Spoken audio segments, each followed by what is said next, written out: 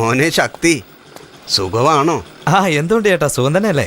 ഇപ്പോഴാ നിന്റെ വീട്ടിൽ നിന്ന് വരുന്നത്. ഇതെന്റെ വീട് പോലെയല്ലേ? 108 വിഭവങ്ങൾ കൊണ്ട് ഗംഭീരമാക്കണം. സദ്യ കൊണ്ടിട്ട് ഒരു കുറവും പറയരുത്. എന്തായി പറയുന്നേ? നിന്റെ അനിയത്തിയുടെ കല്യാണത്തെ കുറിച്ച്.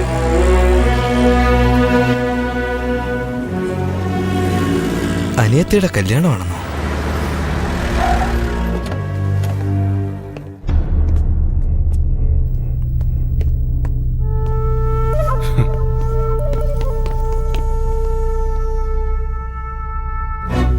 സോ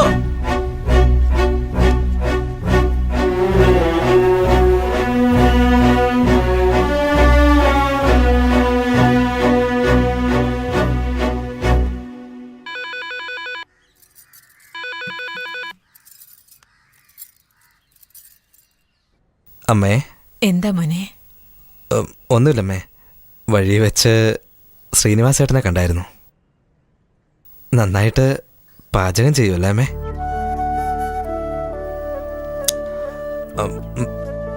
വേറെ എന്താ അമ്മേ വിശേഷം? സുഖം തന്നെയല്ലേ അമ്മേ? എന്നാ വെച്ചേക്കട്ടെ. വേറെ ഒന്നുമില്ലല്ലോ അല്ലേ?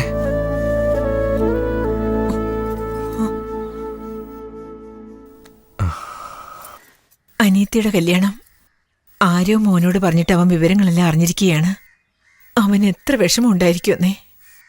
നേരിച്ചാകും. അതുകൊണ്ട് തന്നെ എനിക്ക് ആളുകളെ വെച്ച് കൊല്ലാനും അറിയാം, ഒറ്റയ്ക്ക് നിന്ന് നേരിടാനും അറിയാം. ഇപ്പോഴും പ്രശ്നമില്ല. കല്യാണത്തിന് ഞാൻ തന്നെ വിളിക്കാം. സന്തോഷത്തോടെ അവൻ വന്നോട്ടെ. പോലീസായിട്ടല്ല, ശക്തിയായിട്ട്.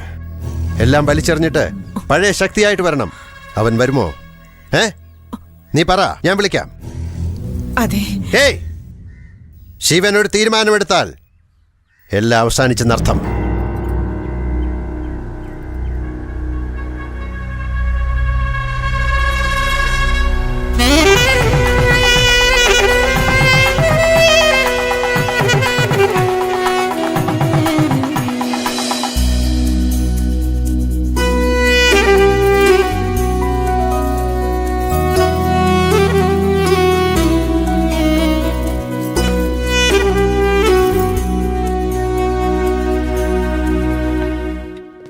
അനിയത്തിയുടെ കല്യാണം, നമുക്ക് പോവണ്ടേ?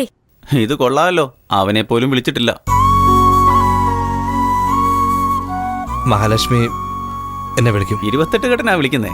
അവള് നിന്നെ വിളിക്കുമെന്ന് എനിക്കൊരിക്കലും വിശ്വാസമില്ല. എന്റെ അനിയത്തി എന്നെ വിളിക്കാതിരിക്കില്ല.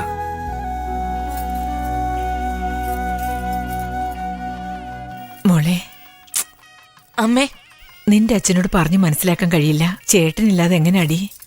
നീയെന്ന് വെച്ച അവന് ജീവനല്ലേ? നീയൊന്ന് വിളിച്ചാൽ അവൻ ഓടിയെത്തും. അമ്മേ, എനിക്ക് എന്റെ അച്ഛനാണ് പ്രധാനം. എന്റെ മകൾക്ക് ഞാൻ തന്നെ മതി. നിനക്ക് വലുതാരാന്ന് വെച്ചാൽ നീ തീരുമാനിക്കേ.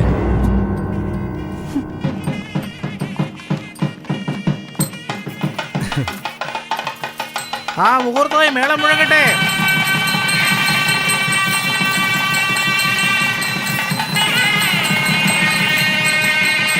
നമസ്കാരം. സുഖമല്ലേ? നിങ്ങൾ എന്നടേ കാണിക്കണേ? അങ്ങോട്ട് ചെന്നെ. വിശിഷ്ട അതിഥികൾ ഇരിക്കുന്നിടത്ത് സാധാരണക്കാരെ വിടരുതെന്ന് ഞാൻ പറഞ്ഞു. അങ്ങോട്ട് പോയിരിക്കും. അവിടെ എഴുതി വെച്ചിരിക്കുന്ന വായിച്ചില്ലായിരുന്നു. ഏസിക്കാത്തിരുന്നാലേ എനിക്ക് ചോറിറങ്ങുള്ളില്ലേ? മര്യാദയ്ക്ക് അവിടെ പോയി. നമസ്കാരം.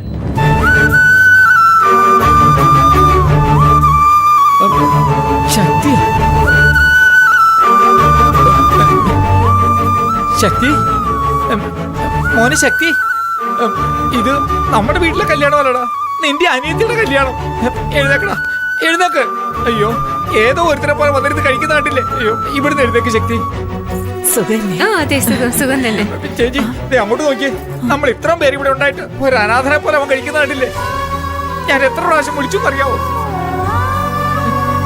എനിക്കിതൊന്നും കാണാൻ വയ്യ ചേച്ചി.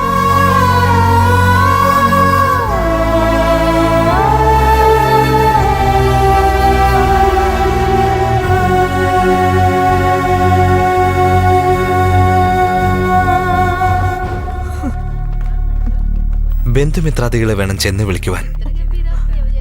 സ്വന്തം ചേട്ടനെ എന്തിനാ? എന്റെ അനിയത്തിയുടെ കല്യാണത്തിന് ഒരു പിടി ചോറുണ്ണാതെ ഞാൻ പോകുമേ?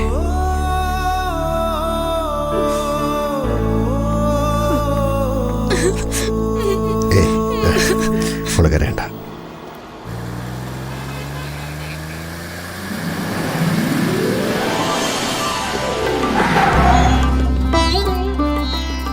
ആ ചേട്ടനകത്തുണ്ട്. ആള് വലിയ സന്തോഷത്തില. കല്യാണത്തിന് വന്നില്ലെങ്കിലും നമ്മുടെ വീട്ടിൽ എന്ത് നടന്നാലും അവന്റെ നേതൃത്വത്തിലല്ലേ നടക്കുന്നത്. വേഗം വന്ന് അനുഗ്രഹം മേടിക്കേ. അതെ, ചെറുക്കനും പെണ്ണ് ഇതാ വന്നിരിക്കുന്നു. നിങ്ങൾ ആ കാലിലേക്ക് വീണ് വേഗം അനുഗ്രഹം വാങ്ങിക്കേ. എന്താ ഇത്? എന്തിനാ ചവിട്ടിയത്? ഞാൻ അനുവാദം വാങ്ങിച്ചിട്ടല്ലേ കല്യാണം കഴിച്ചേ. വേണ്ട. 10 വർഷം മുമ്പുള്ള പക എങ്ങനെ തീർക്കുമെന്ന് ആലോചിച്ചിരിക്കുകയായിരുന്നു. നീ അകത്ത് വെച്ചെന്താ പറഞ്ഞത്? കാല് പിടിക്കാനും ഞാൻ. എങ്കിലിപ്പ പിടിക്കേ.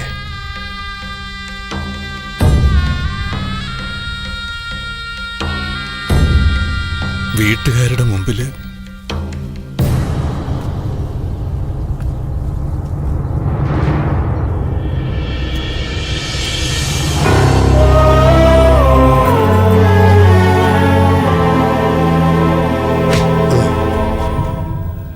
ശിവനെ അറിയില്ലെങ്കിൽ പോലും ഒരുത്തനും എതിർക്കരുത്. ഞാൻ ശിക്ഷിച്ചാൽ ജീവനുണ്ടാവില്ല, ക്ഷമിച്ചാൽ ശ്വാസമെങ്കിലും ബാക്കിയുണ്ടാവും.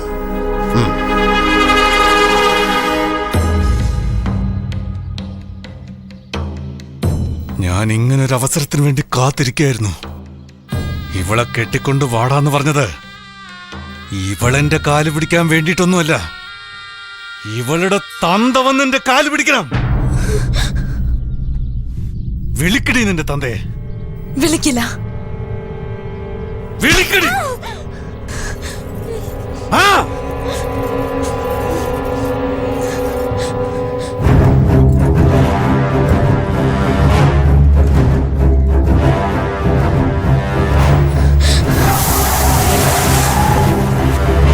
ചേട്ടാ വന്നു. വരാൻ പറയടാ കിളവനോട്. വന്ന ആളൊരു കിളവനല്ല ചേട്ടാ. ആർക്കാടി നീ ഫോൺ ചെയ്തത്?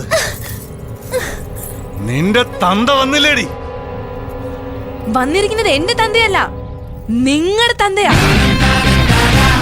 ആരാണെന്ന് നോക്കടാ.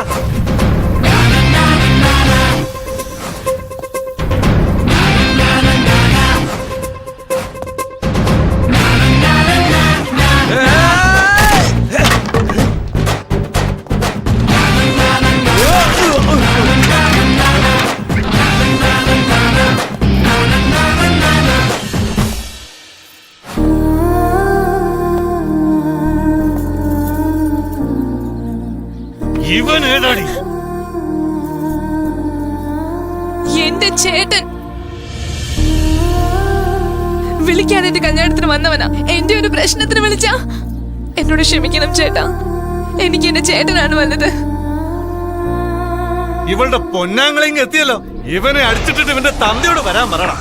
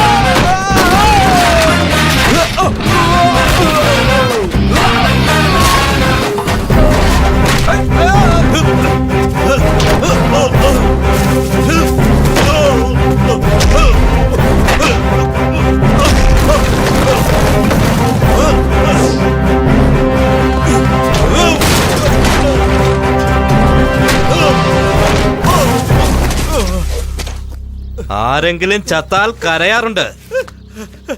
എന്റെ അനിയത്തി കരഞ്ഞ ചാകൂടാ.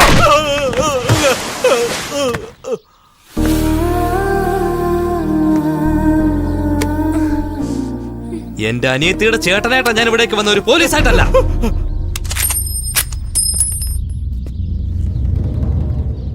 ഇനി എന്റെ അനിയത്തിയുടെ ദേഹത്ത് കൈവച്ചെന്ന് അറിഞ്ഞാലുണ്ടല്ലോ, ഒരു ബുള്ളറ്റ് പോലും ഞാൻ പാഴാക്കില്ല.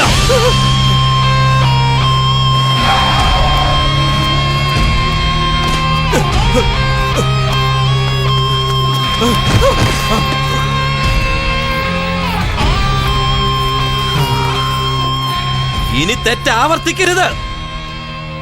വേണ്ട വേണ്ടെന്ന് ഞാൻ പല പ്രാവശ്യം പറഞ്ഞല്ലേ, കണ്ടില്ലേ? ചെയ്ത തെറ്റിന്റെ ഫലം മകൾ അനുഭവിക്കുക, എന്റെ അനിയത്തി അനുഭവിക്കുന്നേ. അവൾ എന്റെ മോള്, ഞാൻ അവളുടെ അച്ഛൻ. ഇതെന്റെ കുടുംബ പ്രശ്നമാ. നീ ആര്? നീ ആരടാ? അച്ഛാ, അച്ഛാ, ചേട്ടൻ.